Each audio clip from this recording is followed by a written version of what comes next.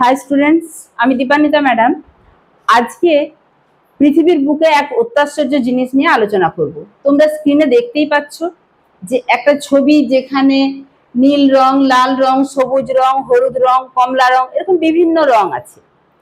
এই যে রঙিন আমরা রামধনু দেখি সেই রকম, কিন্তু এটা পৃথিবীর দুটো প্রান্তে দেখা যায়। একটা একদম সুমেরু অঞ্চল আর একদম কুমেরু অঞ্চল। আমি এর আগে যে ক্লাস সেখানে আলোচনা করেছি পৃথিবীর মাঝ বরাবর আছে নিরক্ষরেখা বা বিষুবরেখা বা ইকুয়েটর। এখানে দেখো পৃথিবীর ম্যাপে মাঝ বরাবর নিরক্ষরেখা বা ইকুয়েটর, এটা 23.5 ডিগ্রি উত্তর, যার নাম কি ট্রপিক অফ ক্যান্সার। 23.5 ডিগ্রি দক্ষিণ, যেটা মকর ক্রান্তি রেখা, তার নাম ট্রপিক অফ ক্যাপ্রিকর্ন। এখানে 66.5 ডিগ্রি উত্তর, যার নাম আর্কটিক সার্কেল। এখানে 66.5 ডিগ্রি দক্ষিণ, যার নাম আন্টার্কটিক সার্কেল। এই আর্কটিক সার্কেলের উপরের অংশে এবং আন্টার্কটিক সার্কেলের নিচের অংশে এই অদ্ভুত আলো দেখা যায়। এই আলোটা কেন সৃষ্টি হয় এবং কেন শুধুমাত্র এই দুটো অঞ্চলেই দেখা যায় এবং এদের নাম কি, এই নাম দুটো গুলিয়ে যেতে পারে তার জন্যও একটা ট্রিক্স দিয়ে রাখবো, তাই ভিডিওটা সম্পূর্ণ দেখবে। এখানে আমি প্রথমেই বলছি দুটো কথা, যেটা হচ্ছে অরোরা বোরিয়ালিস এবং অরোরা অস্ট্রালিস। যদি এই দুটো টার্ম গুলিয়ে যায় তাহলে মনে রাখবে অস্ট্রেলিয়া দক্ষিণ গোলার্ধ বা সাউদার্ন হেমিস্ফিয়ারে অবস্থিত। ঠিক আছে, অরোরা অস্ট্রালিস অরোরা বোরিয়ালিসের মধ্যে অস্ট্রেলিয়া, আমি এটা মনে রাখার জন্য শুধু বলছি, অস্ট্রেলিয়া দক্ষিণ গোলার্ধে আর অরোরা অস্ট্রালিসটাও দক্ষিণ গোলার্ধ বা সাউদার্ন হেমিস্ফিয়ারে দেখা যায়। সাউদার্ন হেমিস্ফিয়ারের কোথায় না, একদম দক্ষিণ অংশে।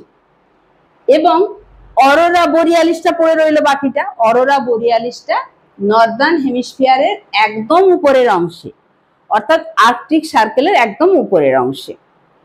তাহলে এবার আমরা যদি বলি যে এর প্রভাবটা কোথায় বেশি বোঝা যায়, দেখো দক্ষিণে কিন্তু শুধু জলভাগ রয়েছে, সেভাবে কিন্তু স্থায়ী বসতি নেই।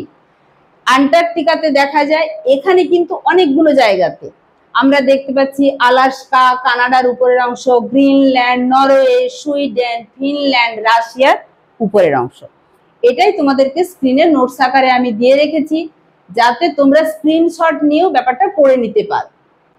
সুমেরু প্রবাহ ও কুমেরু প্রবাহ বলতে কি বোঝো? সুমেরু প্রবাহ হলো উত্তর মেরুর আকাশে এবং কুমেরু প্রবাহ হলো দক্ষিণ মেরুর আকাশে বিভিন্ন রঙের, আমি আগেই ছবিটা দেখালাম, সবুজ, লাল, নীল, হলুদ, গোলাপি ইত্যাদি বিভিন্ন রঙের যে দ্যুতি, সেই দ্যুতিটা কখনো হালকা মেঘের মতো, কখনো দীর্ঘ আলোক স্তম্ভের মতো দেখা যায়।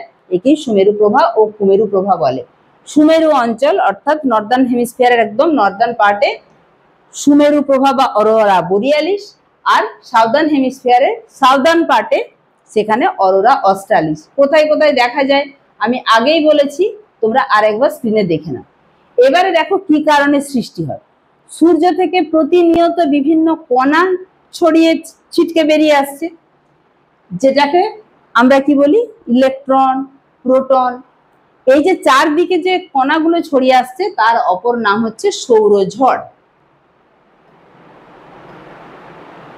যখন এই কণাগুলো পৃথিবীর চৌম্বক ক্ষেত্র বা ম্যাগনেটিক ফিল্ড দ্বারা আকৃষ্ট হয়ে মেরু অঞ্চলের দিকে যায়, তখন বিভিন্ন গ্যাস যেমন অক্সিজেন, নাইট্রোজেন ইত্যাদির সাথে সংঘর্ষ হয়। এই সংঘর্ষের ফলে গ্যাসীয় কণাগুলো উত্তেজিত হয়ে কি করতে থাকে, আলো বিকিরণ করতে থাকে।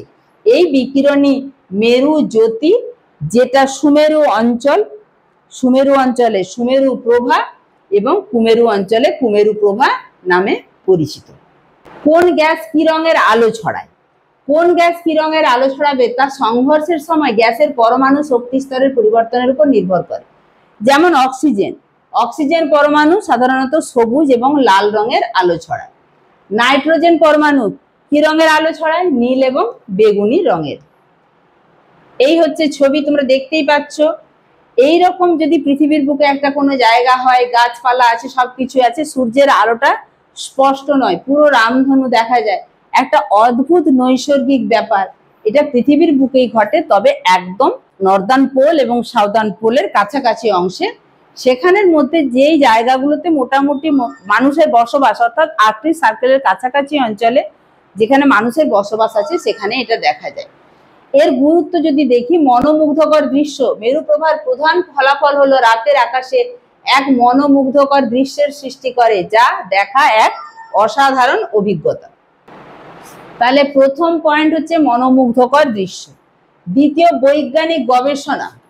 মেরু প্রভা, সৌর কার্যকলাপ এবং পৃথিবীর চৌম্বক ক্ষেত্র সম্পর্কে মূল্যবান তথ্য প্রদান করে। এই মেরু প্রভাগুলো পৃথিবীর যে চৌম্বক ক্ষেত্র, ম্যাগনেটিক ফিল্ড, এটা সম্পর্কে মূল্যবান তথ্য প্রদান করে, যা বিজ্ঞানীদের আবহাওয়া এবং মহাকাশ সম্পর্কে আরো ভালোভাবে বুঝতে সাহায্য করে।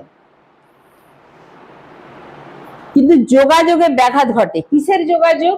শক্তিশালী সৌরঝড় এবং এর ফলে সৃষ্ট মেরু প্রভা, বেতার যোগাযোগ, স্যাটেলাইট কার্যক্রম, পাওয়ার গ্রিড, এগুলো ক্ষেত্রে সাময়িক ব্যাঘাত ঘটায়। তবে এটার জন্য কিন্তু সুমেরু অঞ্চলে, যে অঞ্চলে বললাম স্থায়ী বসতি দেখা যায়, সেখানে মেরু প্রভা দেখার জন্য বহু পর্যটক উত্তর মেরু এবং দক্ষিণ মেরু অঞ্চলে যান, যা স্থানীয় অর্থনীতির উপর অবদান রাখে। মোট কথা, সুমেরু ও কুমেরু প্রভা প্রকৃতির এক বিস্ময়কর সৃষ্টি, যা একই সাথে প্রাকৃতিক সৌন্দর্য এবং বৈজ্ঞানিক গুরুত্ব বহন করে। তোমরা নিশ্চয়ই বুঝতে পারলে যে কোনটা সুমেরু প্রভা, কোনটা কুমেরু প্রভা, এটা কোথায় কোথায় দেখা যায়, কি কারণে সৃষ্টি হয় এবং এর গুরুত্ব কি। তাও যদি কিছু অসুবিধা থেকে থাকে অবশ্যই কমেন্ট বক্সে কমেন্ট করে জানিও।